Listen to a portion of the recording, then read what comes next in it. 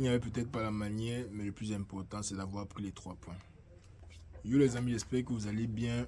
On se retrouve pour une nouvelle vidéo. Désolé de ne pas avoir fait de vidéo pendant le week-end. C'est vrai que le Barça a gagné. Oui, le Real s'en est sorti avec 2 penalties. Mais je n'étais juste pas dans le bon mindset pour vous faire une vidéo le week-end. Je m'en excuse. On est de retour. On va faire une vidéo mardi, mercredi, jeudi, je crois aussi. Donc abonnez-vous si vous voulez voir ça. N'oubliez pas bien sûr de laisser un petit like. Et on passe directement au débrief, bien sûr. Désolé pour les bruits des motos et des voitures dehors. On va gérer ça bientôt. Bon, le Real qui s'impose, comme j'ai déjà dit ce soir, chance que j'ai vérifié mon recording pendant que je filmais, mais comme j'ai dit plus tôt, le Real qui s'impose 3-1 contre Stuttgart dans un match plutôt intéressant et comme je disais, je vais essayer de répéter le maximum de choses que j'ai fait dans ma première vidéo qui est Andem. Comme je disais, c'était un match très intéressant. Like, pour les fans du Real, ce n'était pas un bon match. Mais si tu es un fan peut-être, je ne sais même pas, du PSG ou bien un fan de Dortmund qui s'assoit mardi soir pour regarder son match, c'était un très beau match de Ligue des Champions, un match très engagé, un match dans lequel il y avait quand même assez de suspense. Like, ce n'était pas un match clair que le Real allait gagner malgré le fait que le score soit 3-1. C'était un match dans lequel il y avait le suspense, il y avait du bon jeu des deux côtés. Et puis on a eu un magnifique match. Bon, maintenant, côté Real déjà, je ne suis pas très emballé par le match, mais je ne suis pas très inquiet non plus. Parce que, comme je disais, c'est que le début de la saison. Donnez-nous le temps de nous ajuster. La saison passée, on a dit que il faut un buteur pour remplacer Benzema. Le Real ne peut pas jouer en 4-4-2 toute la saison. Ils vont pas s'en sortir et tout, et tout, et tout. Il faut un ailier à droite, il faut ceci, il faut cela. On a gagné 2 trophées. On a gagné la Ligue des Champions, on a gagné la Liga. On a une défense très, très solide. Et cette saison encore, c'est la même chose. Maintenant qu'on a gagné la Ligue des Champions avec les 4 milieux, ça devient que non, on ne peut pas jouer sans 4 milieux. Celui-ci doit faire comme ça, le manque de Kroos, ceci, cela. Les joueurs viennent et ils partent. Ronaldo est venu et il est parti. Et je vais répéter ça dans toutes mes vidéos jusqu'à ce qu'on réussisse à convaincre tout le monde. Parce que c'était ça l'année passée. On devait parler comme ça chaque vidéo pour pouvoir convaincre tout le monde une fois qu'on joue bien. Donc, moi je n'ai pas de problème avec la formation actuelle. Le Real joue en 4-3-3, on n'a plus Kroos, on n'a plus qui que ce soit, on doit faire avec, on doit faire avec. Encore que le 4-3-3, 6 mois ça me plaît parce que ça donne déjà beaucoup plus de largeur au jeu. L'année passée, j'avais l'impression qu'on jouait beaucoup trop à gauche et que Carvalho devait faire les efforts surhumains à droite. Mais maintenant, quand je vois le match d'aujourd'hui par exemple, il y a un meilleur équilibre en attaque, offensivement, l'équilibre est bon, il y a un joueur à gauche, il y a toujours un joueur au milieu, et il y a Rodrigo qui reste quand même assez à son poste, donc pour moi ça me plaît de ce côté-là. Maintenant, côté défensif, c'est là que ça devient dur, une fois de plus on peut pas dire que Kroos allait changer quoi que ce soit, parce qu'en fin de compte, c'est vrai que Kroos n'attaquait pas autant que les autres, mais défensivement il ne faisait pas beaucoup non plus, il était plus important à la relance, ce qui est un problème pour nous maintenant, mais défensivement, actuellement là maintenant, je pense juste que les joueurs n'ont pas leur marque. Je pense juste que les joueurs sont un peu embrouillés niveau défensif. Rudiger fait un très bon match. On a commencé avec Rudiger Carvalho, ce qui n'a, c'est pas que ça n'a pas donné, mais Vasquez rendait un peu tout ça faible et à la relance c'était un peu compliqué. J'ai bien aimé quand même comment Ancelotti, je sais pas si c'est lui qui a donné la consigne, mais tu avais parfois Tchouaméni qui revenait en DC, Carvalho qui avançait. Et étant donné que Tchouaméni manie mieux le ballon avec son pied, ça aisait quand même un peu plus les relances. Donc, moi, ça m'a plu quand même, mais niveau défensif, il y a beaucoup trop de trous, beaucoup trop de frayeurs. Chance quand même qu'on a un gardien comme Thibaut Courtois, parce qu'honnêtement, si on avait un autre gardien que Courtois, je ne sais pas si on avait même gagné le match. Si Courtois toujours aussi impeccable. Depuis que le monsieur là est arrivé à sa 2e saison au Real, je ne pense pas qu'il y ait eu un meilleur gardien que lui. Hormis la saison passée, là où il n'a pas joué toute la saison, je ne pense vraiment pas qu'il y ait eu un meilleur gardien que Courtois depuis sa 2e saison au Real. Courtois toujours aussi magnifique, nous a sorti parade sur parade aujourd'hui. Et pas les parades simples qu'on va dire que c'était les ballons qui ramassaient seulement en l'air. Non, les bonnes parades, les parades solides. Celle-ci a encaissé son but sur lequel il ne pouvait rien faire. Et je ne vais pas non plus accuser la fébrilité défensive. C'est vrai qu'on a du mal à barrer les coups de pied arrêtés, surtout à cause du fait qu'on ait beaucoup de joueurs courts et minces. Mais ça ne me dérange pas plus que ça. À the end of the day, on est en début de saison, on est encore en train d'essayer de trouver nos marques, on est en train d'essayer de trouver une nouvelle identité après avoir ajouté Mbappé et retiré Kroos de l'effectif. L'important c'est de prendre les 3 points. Quand on va arriver à la fin de la phase de groupe, si là on ne va pas regarder que le Real a bien joué ou bien ils ont mal joué. Si on jouait magnifiquement aujourd'hui, on avait 50 frappes, 45 cadrés, mais on perdait 1-0. Personne n'allait dire que oui, ils ont perdu, mais il n'y a pas de mais dans le football. C'est soit tu gagnes, soit tu perds. Aujourd'hui on a gagné. Moi c'est tout ce qui m'intéresse honnêtement. On a gagné, c'est tout ce qui m'intéresse. Je dois quand même donner les props à l'équipe de Stuttgart parce qu'ils nous ont sorti un match, mais un match magnifique. Je sens que je vais suivre beaucoup plus de leurs matchs cette saison. Like, je sens vraiment que Stuttgart, je vais regarder beaucoup plus de leurs matchs cette saison. Ils ont commencé, ils ont fait un bon match contre le Real. Ils nous ont sorti un match vraiment solide de qualité. Like, moi, je pense que l'équipe là peut être un problème pour qui que ce soit dans la Ligue des Champions aussi. C'est il y a des équipes qui vont les massacrer, mais Stuttgart qui est arrivé contre un Real qui n'était pas sûr de ses forces et qui a sorti un match respectable, like, qui a même réussi à créer le suspense. Nous, on aime voir ce genre de match là. Peut-être pas contre le Real, j'espère qu'ils vont faire ça contre les autres adversaires, mais contre nous, pardon. Arrêtez un peu de faire des choses comme ça. Mais bon, bref, comme je disais, le Real qui a gagné. Niveau offensif, moi j'ai beaucoup aimé honnêtement les performances de Mbappé, Vinicius, Rodrigo, surtout Rodrigo, magnifique sur ce match, tout ce qu'il faisait passer. Malheureusement, comme d'habitude, c'est toujours lui qu'on va sortir en premier, surtout quand l'équipe est en difficulté. Mais en général, le match que Rodrigo nous sort, on va dire quoi pour mettre le petit là au banc. Like, j'ai dit ça ici avant le début de la saison. Si Rodrigo veut sa place au Real, c'est sur le stade que ça doit se montrer. Like, au Real, il n'y a pas de cœur. Au Real, il n'y a pas d'affection. Mbappé, il a fait 2 matchs un jour. Maintenant, il est en train de se mettre au diapason. Pareil avec Rodrigo, surtout sachant que il est troisième dans le pecking order entre Vinicius, Mbappé et lui. Like, quand on regarde Vinicius, Mbappé, Rodrigo, c'est littéralement ça que je viens de dire. C'est Vinicius, Mbappé, Rodrigo. Donc, il doit travailler doublement plus que les autres. Il doit sortir les matchs exceptionnels comme celui d'aujourd'hui. Et s'il continue de sortir les matchs comme celui d'aujourd'hui, honnêtement, moi, je le garde au stade, like 100%. Like, moi, je le garde au stade. Déjà, qui permet d'avoir beaucoup plus d'équilibre dans le stade. Il reste beaucoup plus à droite maintenant. Il combine avec Carval. Il joue de la droite. Et honnêtement, il est très fort de la droite. Moi, ce qui m'énerve quand même, c'est le fait de toujours vouloir rendre le but beau. Like, certes, on veut les beaux buts, on veut ceci, cela. Mais parfois, on veut aussi seulement marquer 4 buts, finir avec et partir. Like, il y a eu tellement d'occasions là où il veut faire le dernier crochet, là où il veut faire petit ceci, petit cela. On ne veut pas de ça. Ce qu'on veut, ce sont les buts. C'est la seule chose que j'ai reproché à Rodrigo pour son match. Mais sinon, à part ça, match magnifique de Rodrigo. Mbappé qui est bien rentré dans l'effectif du Real. Je vous ai dit qu'après le premier but là, ça allait beaucoup mieux donner. Moi, je pense que ça donne déjà beaucoup mieux. Il joue bien son poste de 9. Parfois, il part de la gauche, parfois il part du milieu. J'aimerais quand même plus que quand il part de la gauche, Vinicius fasse l'effort d'aller se placer en buteur, mais à the end of the day, quand Mbappé ou Vinicius part de la gauche, 90% of the time, il va essayer de frapper. Bon, surtout Mbappé. Vinicius quand même il cherche la solution dans la surface, mais quand c'est Mbappé, tu sais qu'il va essayer de frapper. On va pas lui en vouloir pour ça. C'est notre 9, il doit prendre la confiance, il doit marquer le maximum de buts possible. Donc on va pas parler à Mbappé ou bien dire qu'il est trop chiche, qu'il continue d'être chiche. Like s'il est chiche comme ça et il nous marque 50 buts à la fin de la saison, moi je ne vais pas me plaindre. Ça fait quoi? 5 buts en 6 matchs, si ma stat est exacte. Mbappé, ça fait 5 buts en 6 matchs. Pour les gens qui disaient qu'il allait être un flop, là, j'espère que vous êtes déjà en train d'avaler vos mots parce qu'on a 70 matchs cette saison.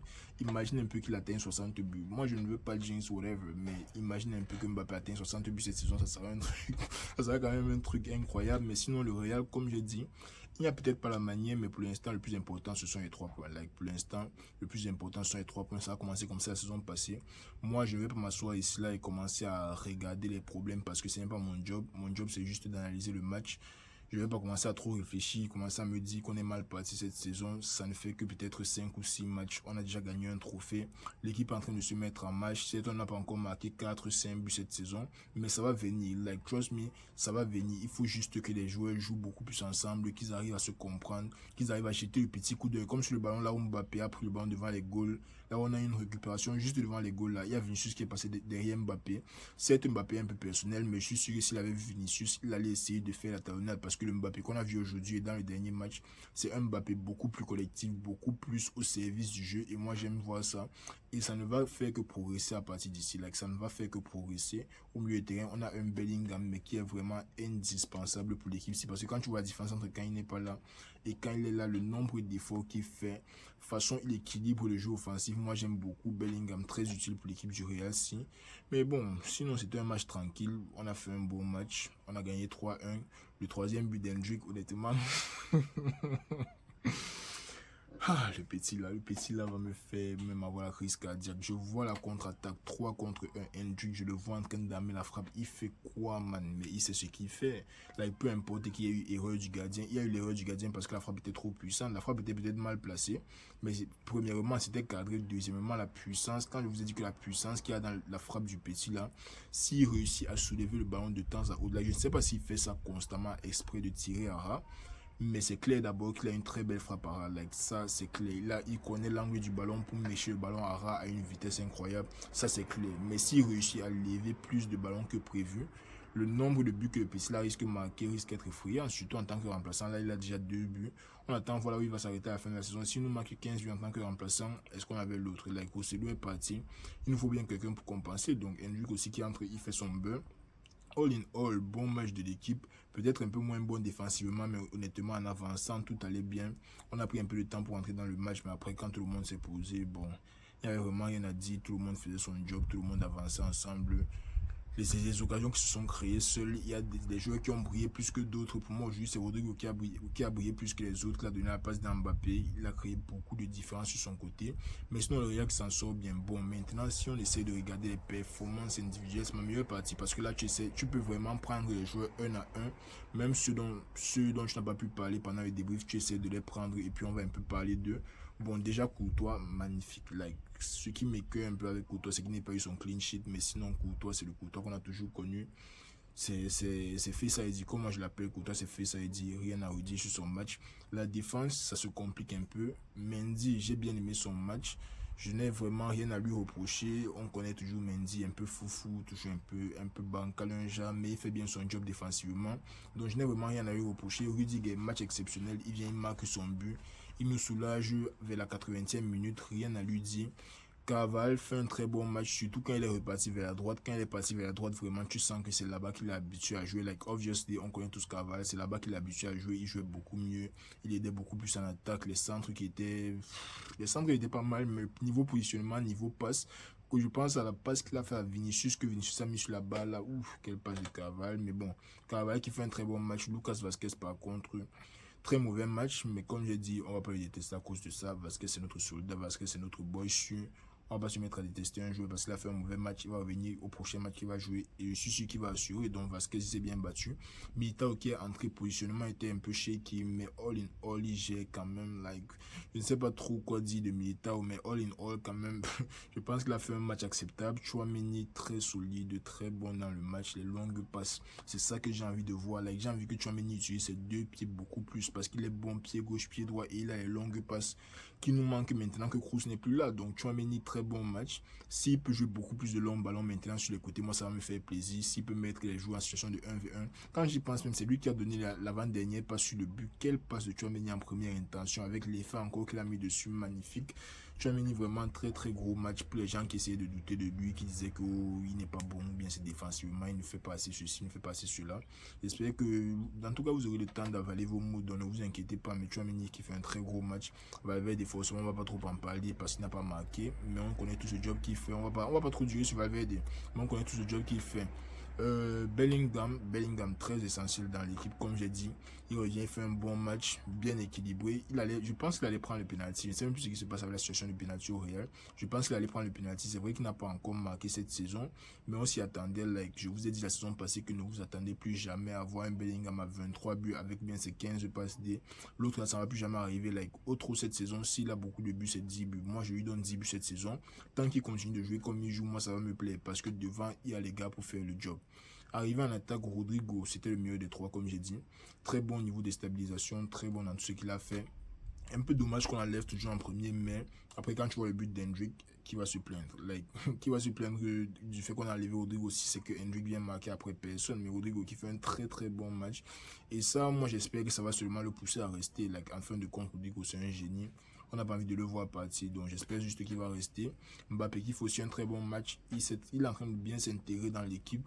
Ce qui manque maintenant, c'est qu'on trouve la cohésion qui fonctionne. C'est que les joueurs soient habitués à jouer l'un avec l'autre, qu'ils connaissent les habitudes l'un de l'autre. Parce que là maintenant, ils jouent sur l'intelligence footballistique.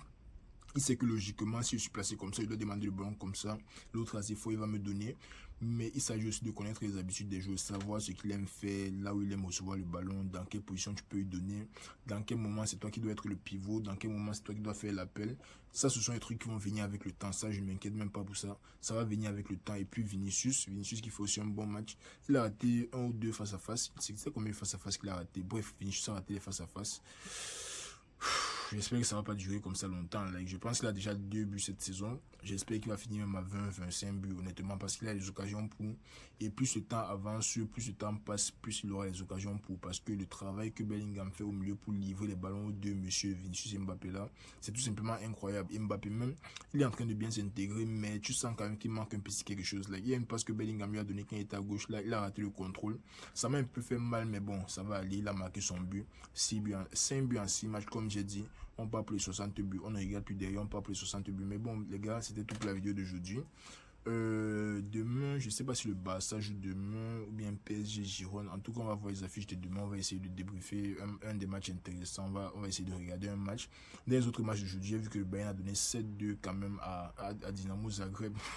Bayern, les gars, ne blaguent pas, mon frère. Surtout avec des équipes comme Zagreb. Zagreb, je pense qu'ils ont encaissé même 30 buts en peut-être 5 matchs contre le Bayern, rien ne donne du côté là. Et à part ça, il y a aussi Liverpool qui s'est imposé à l'extérieur contre le Milan. C'était tout pour la journée de Champions League ici. Dites-moi si vous voulez que je parle un peu plus des autres matchs parce que j'essaie vraiment de me concentrer sur un seul match pour vous faire un bon débrief que de parler légèrement de tous les matchs. Donc, essayez de me dire en commentaire ce que vous avez pensé du débrief-ci. Si vous préférez, comme il y a beaucoup de matchs maintenant, je regarde un peu peut-être 2 ou 3 matchs et que j'essaie de vous summariser ça en gros. Parce que si je fais ça, je ne vais pas pouvoir vous donner une explication détaillée sur ce que moi j'ai compris du match. Donc, dites-moi ce que vous en avez pensé en commentaire. Si vous êtes nouveau, bien sûr, n'hésitez pas à liker, vous abonner, faites tous les gris-gris qu'il y a là-bas en bas là. On va se reprendre demain pour une autre vidéo. Je vais essayer de poster une vidéo dès qu'il y a un match. Like, chaque jour qu'il y a un match, je vais vous poster une vidéo, ça c'est promis. Prenez soin de vous les amis, on est ensemble.